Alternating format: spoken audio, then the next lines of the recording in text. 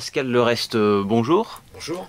Alors vous êtes ici pour nous présenter le tome 2, Au cœur du monde, de votre série Une vie à crédit, ethnographie avant basculement des mondes. Alors que se passe-t-il et que raconte justement ce volume 2?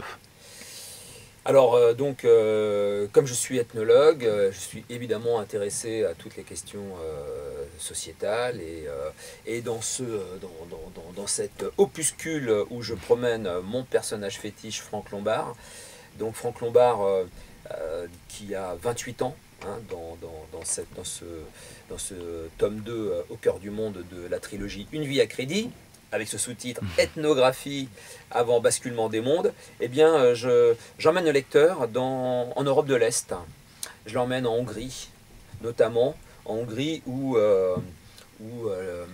eh bien, le communisme est encore à l'œuvre. Hein, on est avant la chute du communisme en Union soviétique, on est avant la disparition du mur de Berlin. Et donc je montre ce que c'est que d'entrer en Hongrie, dans un pays communiste. Je montre quelles sont les différences aussi avec la France de cette époque-là, en 1988. Et je montre que le communisme, c'est pas ce qu'on croit, c'est bien sûr inquiétant, mais je montre qu'il y a une relative liberté pour Franck Lombard, en tout cas, qui voyage. Franck Lombard qui est mon double. Hein. Donc en fait, j'ai mis en scène ce que j'ai vécu moi en entrant en Hongrie à cette époque-là. Et je montre que oui, s'il y a des choses inquiétantes, eh bien c'est sur les lieux frontières. Hein, entre la Hongrie et la Tchécoslovaquie, entre la Hongrie et l'Autriche par exemple, où il y a des miradors, il y a l'armée qui est présente et où on sent un stress et une angoisse omniprésente. Mais par contre, dans le fourgon où nous voyageons avec Mona, hein, c'est-à-dire Franck Lombard et Mona, eh bien en Hongrie, ils vont partout. Ils vont à Budapest, mais sur le lac Balaton, etc. Et en fait, ils n'ont pas de difficulté en fait, à voyager à l'intérieur des frontières. Alors qu'à l'époque, en France, nous n'avons pas de problème à circuler d'une frontière à l'autre, mais à l'intérieur, que de vigiles, que de gardes du corps, que de police, que de CRS, etc. Pour pouvoir encadrer les manifestants, par exemple lors des manifestations en 1986 pour dénoncer la loi de Vaquet. Hein, petit clin d'œil au passage.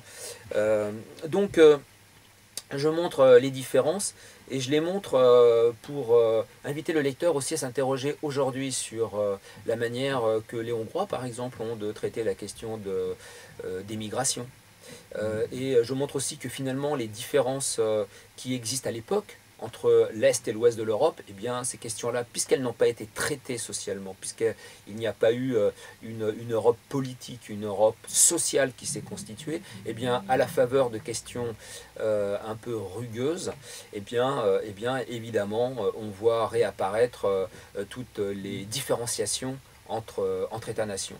Et donc, oui, notre Europe aujourd'hui, avec ces questionnements, elle nous conduit à réfléchir sur ce que c'est que cette Europe en voie de proto-constitution dans les années 80. Hein. Alors, je montre aussi que Franck Lombard donc, est travaillé par d'autres questions, des questions existentielles. Il n'y a pas que les questions politiques ou européennes, il y a aussi des questions existentielles. Et en fait, ce que je cherche à montrer, c'est qu'il n'y a pas de parcours humain qui puisse se comprendre sans croiser des dimensions qui sont des dimensions sociales, sociétales.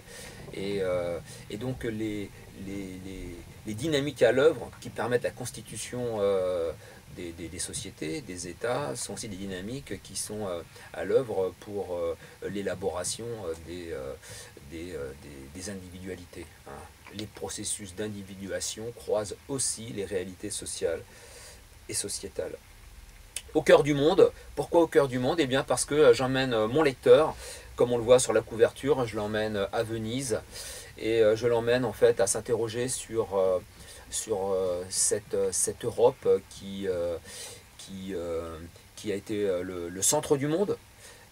Donc à une période, hein, donc à la fin du Moyen-Âge, et qui ensuite a cédé le leadership aux pays anglo-saxons, États-Unis en tête. Et je montre en fait comment comment ces questions à l'œuvre ont aussi transformé les représentations sociales des Français, mais des Européens, et comment aujourd'hui aussi la plupart des questions que l'on traite, y compris les questions métaphysiques, eh bien, sont en rapport avec cette réalité de transformation de notre continent et en deçà de notre pays. Donc voilà, au cœur du monde, eh bien, c'est un voyage pour le lecteur, donc, à la fois en Europe de l'Est, hein, Hongrie, Bulgarie, etc., mais également dans les pays latins,